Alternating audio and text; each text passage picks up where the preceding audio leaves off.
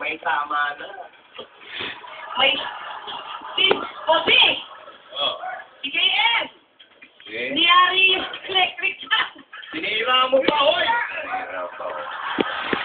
Kaya, ito po yung mga anak Yan nyo. yung mga anak. Hindi kayo, hiling anak. Ito. Isa. Ayan. Dito po kayo dito. Bawal ka. Yan, dito kayo. Ayun. Kamusta kayo? Kamusta ang pagsalubong sa bagong taon?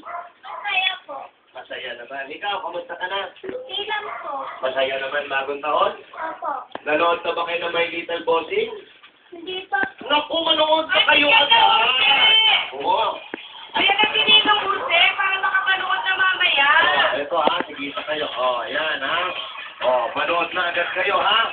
Tama na sinanay. Yung tropa nyo, libre nyo na ha. Okay. Ayun, dito na. Anong doon delivery? Sige ka, binigay mo. 500 yan dito. Ay, magkano sini? Magkano ba? Magkano ba? Maganda pa. Magkano ba sige ngayon? Pagkasay. Lakad na lang. Sa pamatet, nabayan lagi. Ay, ang layo nito. 12 streets dito sa may Broadway lang. Sa Manila. Yung Manila. Si Rodriguez, Bossy, Patrong Tumbling. Opo. Dito na. Kapit na. Malayo na. Meron tayo. Tapos sa mga short. Yun. Yung dito po yan. Sa may mga, yung likod, yung mga parang may mga maliliit na bahay. Yung tinatawag na, saan ka nakatira? Yung Manila. Kapit. Gilet. Yung Manila Chile. Opo, ito po yun. Okay. Yun, yung mga naman flags natin dito. Maylin, parang anong... Oo nga, Maylin, bakit parang ang lungkot-lungkot mo? Lagay ko may pinagdadaanan. Ayan, alamin natin yan.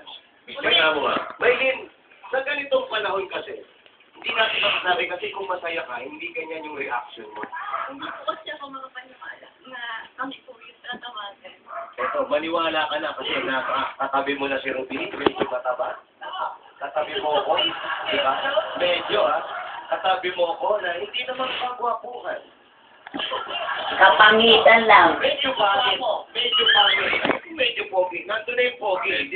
Hindi na question yung pagiging pogi. Medyo wala nang remedyo. Yun na lang.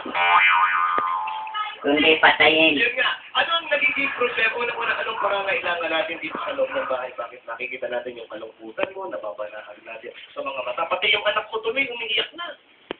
Tutuan po yan sa pangyayari. Ikaw ba, natuwa ka ba sa mga pangyayari sa ganap sa buhay?